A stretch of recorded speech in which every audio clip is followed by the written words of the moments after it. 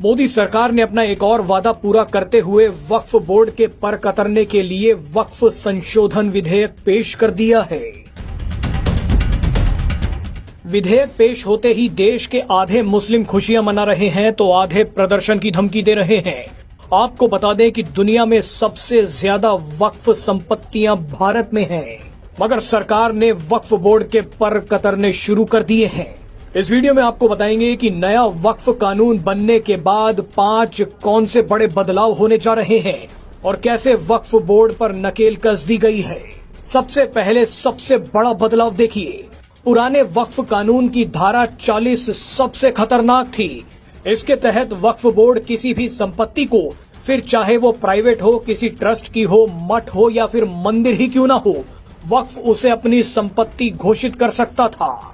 वक्फ board का फैसला अंतिम फैसला माना जाता था। वक्फ बोर्ड के फैसले के खिलाफ किसी कोर्ट में अपील नहीं की जा सकती थी, मगर अब ऐसा नहीं होगा। अब अगर वक्फ बोर्ड किसी संपत्ति पर दावा करता है तो पहले जांच की जाएगी। अगर वक्फ बोर्ड सबूत नहीं दे पाया तो उसका दावा खारिज कर दिया जाएगा। इसके अलावा अगर कोई संपत्ति वक्फ घोषित हुई है तो इसके खिलाफ 90 दिनों के भीतर हाई कोर्ट में अपील करने की इजाजत भी मिल गई है। यानी पहले वक्फ बोर्ड के खिलाफ सिर्फ वक्फ ट्रिब्यूनल में ही जाया जा सकता था, मगर अब हाई कोर्ट में भी जाया जा सकता है।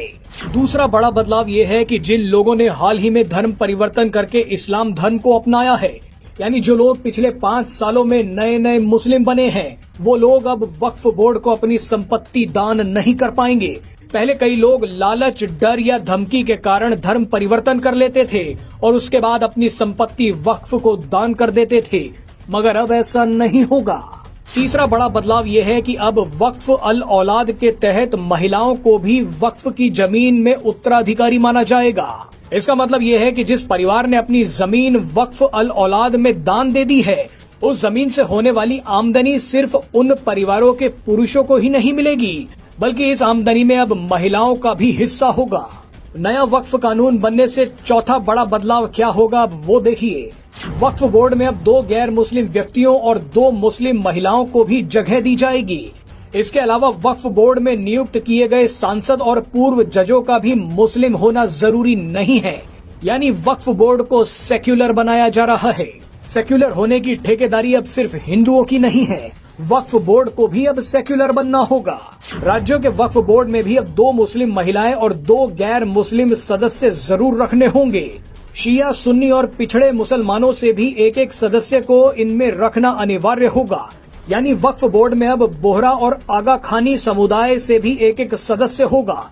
ये 2 समुदाय वो हैं जिनकी जनसंख्या बहुत कम है, जो बाकी मुसलमानों से अलग होते हैं, अलग रहते हैं, क्योंकि ये ना तो 5 वक्त की नमाज पढ़ते हैं और ना ही ये लोग हज यात्रा पर जाते हैं।